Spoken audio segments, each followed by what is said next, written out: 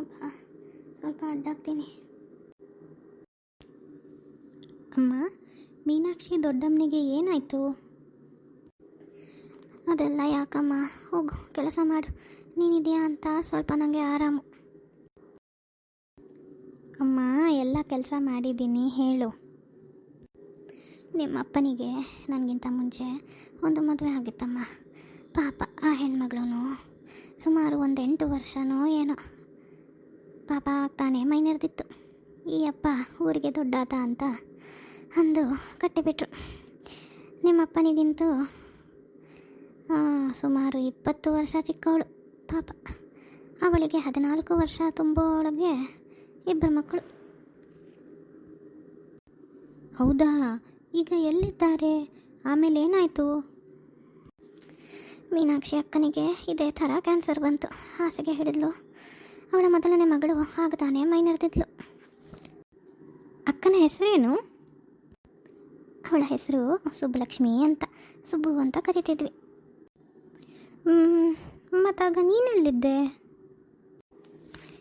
ಅಯ್ಯೋ, ನನ್ನ ಕಥೆ ಯಾಕೆ ಕೇಳ್ತೀಯ? ಬಿಡು ಮಗಳೇ. ಈ ನಿಮ್ಮ ಅಪ್ಪನಿಗೆ ಇನ್ನೊಂದು ಹೆಣ್ಣು ಬೇಕಿತ್ತು. ಆಗ ನನಗೆ 14 ವರ್ಷ. ನಮ್ಮಪ್ಪ ಅಮ್ಮ ಭಾಳ ಬಡವರು. ನನ್ನ ತಂದು ಇವನ ಕೈಗೆ ಇಟ್ಟರು.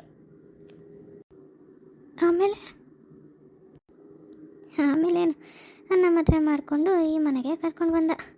ನಾನು ಈ ಅಪ್ಪ ಹತ್ರ ಹೋಗೋಕ್ಕೆ ಹೆದರ್ತಿದ್ದೆ.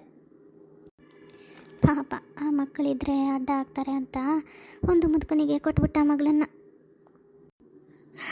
ಮತ್ತೆ ಅಣ್ಣ?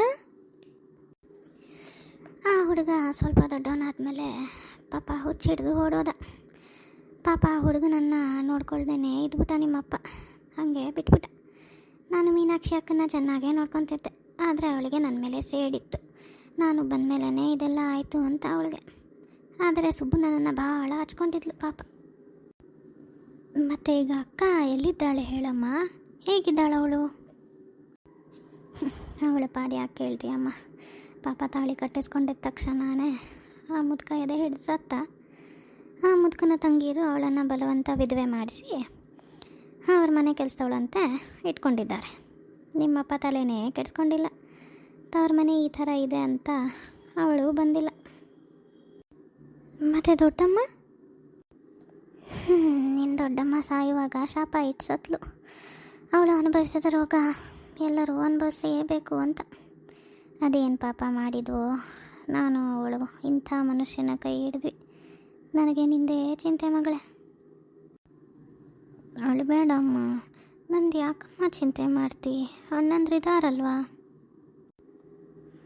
ನಿಮ್ಮಪ್ಪ ಸ್ವಂತ ಮಕ್ಕಳಿಗೆ ಮಾಡೋಕ್ಕೆ ಹಿಂದೆ ಮುಂದೆ ಯೋಚಿಸ್ತಾನೆ. ನಿಮ್ಮ ಅಣ್ಣಂದರು ಅವರ ದಾರಿ ನೋಡ್ಕೊಂಡಿದ್ದಾರೆ. ಇನ್ನು ನಾನು ವಿಧಿ ಇಲ್ಲದೆ ನಿಮ್ಮಪ್ಪನ ಜೊತೆ ಸಾಯೋವರೆಗೂ ಇರಲೇಬೇಕು. ಹಾಗೂ ಹಿಂಗೂ ನಿನ್ನ 7ನೇ ಹೋದಾಯ್ತು. ನೀನೊಂದು ಒಳ್ಳೆ ಮನೆ ಸೇರಬೇಕು ಮಗಳೇ. ಅದೇ ನನ್ನ ಕೊನೆ ಆಸೆ.